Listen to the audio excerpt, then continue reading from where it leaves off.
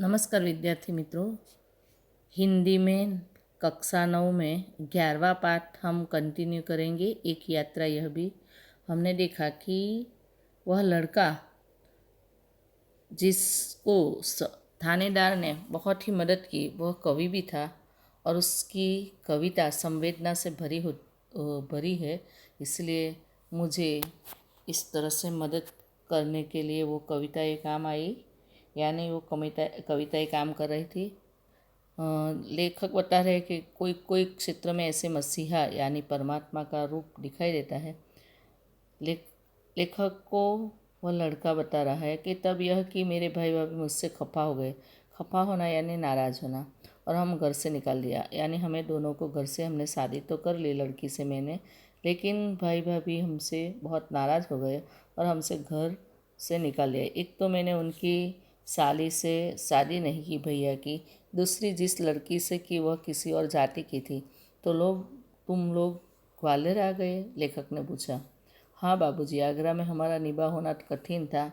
पराए शहर में भले ही कोई अपनापन न हो, किंतु यह परायापना उस अपनेपन से भी अच्छा है ना, जो दिन रात अप्रीतिकर व्यवहार बनकर तन मन को उद्विग्न करता है। यानी भाई भाभी का व्यवहार दुखी करता है अपने होकर भी। इसी से अच्छा है पराये के पास जाए और वहाँ कुछ अपना काम करके अपना अच्छा जीवन बिताए। हाँ, सही बात कर रहे हो। लेखक ने उसकी बातों में सुर पुराया। और यहाँ कोई नौकरी तो रखी नहीं थी, रिक्शा वाला लेखक को बता रहा है। बस ऑटो का दामन थाम लिया, उसी के सहारे चल रहा। नौकरी तो इतनी जल्दी मिलती नहीं है, और ऑटो रिक्शा मैंने ले ली। वास्तव में तुम बहुत बड़े हो मोहन। लेखक ने मोहन की प्रशंसा की कि तुम बड़े व्यक्ति हो, ईमानदार हो। या तो तेरे पास इतनी ऊंचाई है कि तूने ऐसी लड़की जिसको दुनिया का कोई सहारा नहीं था, ऐसी लड़की को अपनाया, तो तुम बहुत बड़े हो गए। बड़े बड़े लोग तो नारी हित की बड़े बड़े लेक्चर देते हैं, लेखक कविताएं लिखते हैं, किंतु अपने व्यवहार में कभी नहीं उतारते। लेकिन तुम तो बहुत सहज भाव से इस लड़की को दुर्दशाग्रस्त होने से बचा लिया और अपने जीवन के साथ उसे सम्मानपूर्वक लगा दिया। तो ये कितनी बड़ी बात है। एक लड़की जिसके साथ दुनिया दुर्व्यवहार कर रही है, एकदम खराब उसकी जीवन की स्थिति है, और ऐसे मोड़ पर तुमने उस लड़की का साथ दिया, सम्मान दिया, नारी जीवन की बातें न करते हुए अपने जीवन में उसे उतारा, तो वो बहुत ही बड़ी बात है आप में। बाबूजी, इस कार्य से मुझे भी बहुत संतोष मिला। मैंने तो एक बार उसका उद्धार किया, किंतु वह तो प्रायः मुझे संकटों से उबारती रहे। तो लड़का इतनी ऊंचाई वाला है कि वो लड़की की प्रशंसा करता है कि मैंने तो एक बार उसे उगारा, लेकिन उद्धार किया, लेकिन वो तो मेरा बार बार संकटों से मुझे बाहर निकालती है। मोहन की यह कहानी हम पर छा गई। छा जाना यानी असर होना। लेखक के ऊपर मोहन की कहानी का बहुत गहरा प्रभाव पड़ा, और वह हमारे मन में कितना बड़ा हो गया। यानी कई व्यक्ति हमारे जीवन में कम समय के लिए आते हैं, लेकिन उसका गहरा प्रभाव उसकी अच्छाइयों से हमारे जीवन में हो जाता है। गाड़ी का समय हो रहा था। मोहन हमें लेकर स्टेशन आ गया। हाँ, उसे मैं 500 रुपये का नोट देने लगा तो उसने कहा, रहने दीजिए बाबूजी। अरे, यह तुम्हारा परिश्रम है, कोई दान थोड़े ही दे रहा हूँ। बाबूजी, मैंने माँ बाप का प्यार नहीं पाया। कल से ही लग रहा है कि मुझे माँ बाप मिल गए। इस सुख के आगे पैसे को तो कुछ भी मोल नहीं है। पैसा तो और लोगों से कमा लूँगा, लेकिन आपका जो प्यार मिला ना, वह मुझे कहीं नहीं मिलता बेटे। लेकिन मेरी भी तो सोचो, मैं बेटे का शोषण कैसे कर सकता हूँ। तो लेखक बहुत ऊंचे भावना वाले थे। उसने कहा, बेटा, मैं अपने बेटे का शोषण कैसे कर सकता हूँ जो मेहनत करके मेरे पास पैसे लिए बिना जाए। लेकिन यह तो बहुत है, इतना लूँगा तो आपका शोषण हो जाएगा। लेकिन वो इससे भी ज़्यादा लड़का ईमानदार, वो बोलता है कि वो बहुत पैसे है, मैंने शोषण किया आपका, ऐसा लगेगा। यह कर कर वो 500 का नोट लेकर 300 वापस करने लगा। बोला, मुझे इतना पराया ना कीजिए बाबूजी। हाँ, जब भी ग्वालियर आएंगे मुझे बुला लीजिए, मेरा फ़ोन नंबर भी आपके पास है। लेकिन मेरी एक शर्त है। वह क्या बाबूजी? ये 500 रुपये चुपचाप तुम्हें लेने ही पड़ेंगे। उसने 300 रुपये अपनी जेब में रख लिए, जैसे कह रहा हो यह कैसी शर्त आपने रख दी बाबूजी। कुछ क्षण बाद बोला, बाबूजी आपका फ़ोन नंबर तो मेरे फ़ोन पर आ ही गया है, कभी कभी फ़ोन करता रहूँ क्या? हाँ हाँ भाई, शौक शौक से, मुझे अच्छा लगेगा। लेकिन आपका नाम तो मैंने पूछा ही नहीं। मैं हूँ सत्यकेतु और पत्नी है कामना। लेखक का नाम सत्यकेतु और पत्नी का नाम कामना। और जब हम स्टेशन के अंदर जाने लगे तब वह आंखों में न जाने कितना अपनापन लिए हमें निहारता रहा। तो यहाँ हमें इतना तो समझ में आता है कि दुनिया में हम अपने व्यवहार से किसी को भी अपना बना सकते हैं, और अपनापन वही है जहाँ हमारा हमारा हृदय एक दूसरे से जुड़ जाए, और वही हमें सुख देता है, आनंद देता है, खुशियाँ देता है। हम शब्द के यहाँ हमारा पाठ समाप्त होता है, और हम शब्द के अर्थ ऐसे तो देखे, वापस देखते हैं।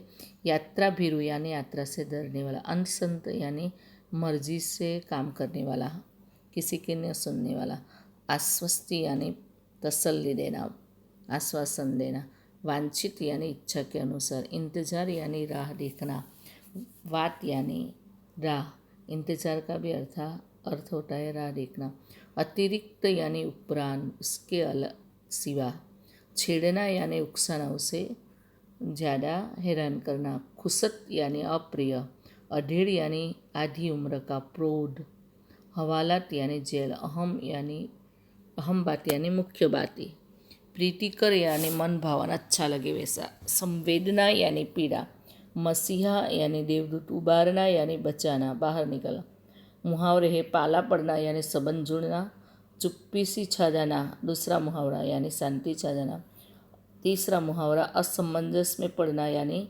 मुश्किल में, या तो क्या करूँ क्या ना करूँ ऐसी उलझन में पड़ना, निभा होना यानी घर का खर्च होना, उद्विग्न करना मुहावरा यानी पीड़ा देना। यहाँ एक वाक्य में उत्तर हम देखेंगे। पहला प्रश्न है कि लेखक को ग्वालियर क्यों जाना पड़ा। लेखक को ग्वालियर इसलिए जाना पड़ा क्योंकि वहाँ एक डॉक्टर से लेखक को मिलना था।